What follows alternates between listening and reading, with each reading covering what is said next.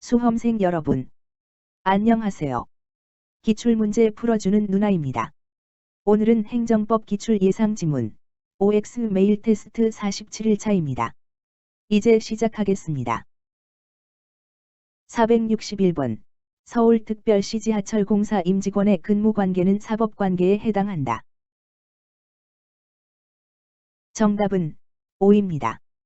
해설 서울특별시 지하철공사 사장의 소속 직원에 대한 징계 처분이 행정소송의 대상인지 여부. 소극. 서울특별시 지하철공사의 임원과 직원의 근무관계의 성질은 지방공기업법의 모든 규정을 살펴보아도 공법상의 특별 권력관계라고는 볼 수 없고 사법관계에 속할 뿐만 아니라 위 지하철공사의 사장이 그 이사회의 결의를 거쳐 제정된 인사규정에 의거하여 소속 직원에 대한 징계 처분을 한 경우 위 사장은 행정소송법 제13조 제1항 본문과 제2조 제2항 소정의 행정청에 해당되지 않으므로 공권력 발동 주체로서 위 징계 처분을 행한 것으로 볼 수 없고 따라서 이에 대한 불복 절차는 민사소송에 의할 것이지 행정소송에 의할 수는 없다. 462번 서울특별시 지하철공사 사장이 소속 직원에 대한 징계 처분을 한 경우는 공법관계에 해당한다. 정답은 X입니다. 해설 461번 해설 참조. 463번 서울특별시 지하철공사 사장의 소속 직원에 대한 징계 처분은 공법관계에 해당한다. 정답은 X입니다. 해설 461번 해설 참조. 464번 한국조폐공사가 행한 소속 직원 파면 행위는 사법관계의 행위에 해당한다. 정답은 O입니다. 해설 한국조폐공사의 임원과 직원의 근무관계가 공법관계인지 여부. 소극. 한국조폐공사 직원의 근무관계는 사법관계에 속하고 그 직원의 파면 행위도 사법상의 행위라고 보아야 한다. 465번 주한미군 한국인 직원의료보험조합이 행한 소속 직원에 대한 징계 면직 행위는 사법관계의 행위에 해당한다. 정답은 O입니다. 해설 주한미군 한국인 직원의료보험조합이 직원에 대한 징계 면직 처분의 법적 성질. 주한미군 한국인 직원의료보험조합 직원의 근무관계는 사법관계에 속하는 것이므로 동조합 직원에 대한 위 조합의 징계 면직 처분은 항고소송의 대상이 되는 행정처분이 아니고 사법상의 법률행위라고 보아야 한다. 466번 구종합유선방송법상의 종합유선방송위원회 직원의 근로관계는 공법관계에 해당한다. 정답은 X입니다. 해설 종합유선방송위원회 소속 직원의 근로관계의 성질.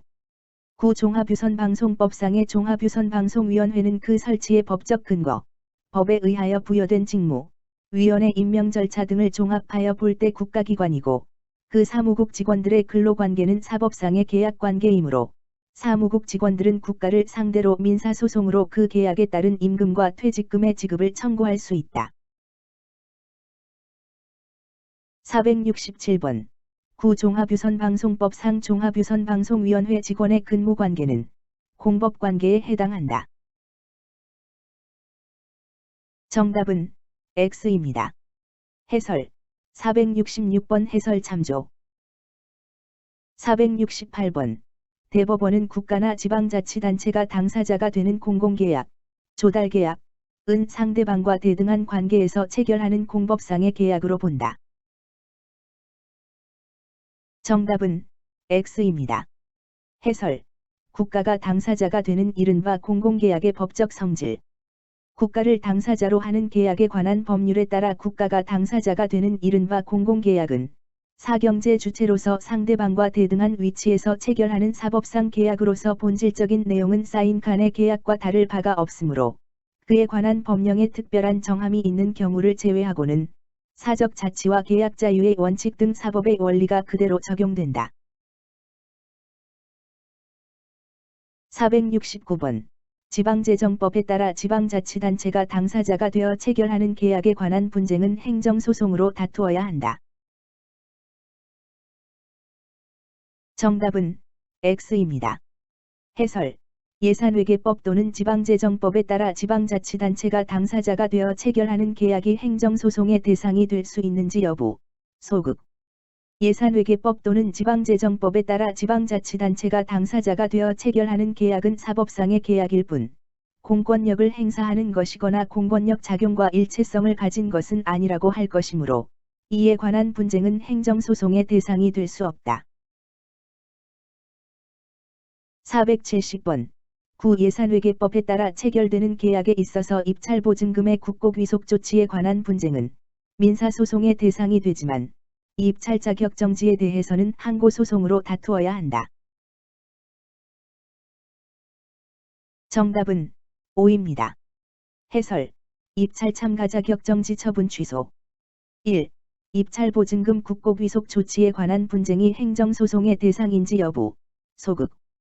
예산회계법에 따라 체결되는 계약은 사법상의 계약이라고 할 것이고, 동법 제70조의 5의 입찰보증금은 낙찰자의 계약 체결 의무 이행의 확보를 목적으로 하여 그 불이행 시에 이를 국고에 귀속시켜 국가의 손해를 전보하는 사법상의 손해배상 예정으로서의 성질을 갖는 것이라고 할 것이므로, 이 입찰보증금의 국고귀속 조치는 국가가 사법상의 재산권의 주체로서 행위하는 것이지, 공권력을 행사하는 것이거나 공권력 작용과 일체성을 가진 것이 아니라 할 것이므로, 이에 관한 분쟁은 행정소송이 아닌 민사소송의 대상이 될 수밖에 없다고 할 것이다. 2. 입찰금액의 착오기재를 주장하고 공사계약 체결에 불응한 사업자에 대한 입찰 참가 자격 정지 처분의 당부.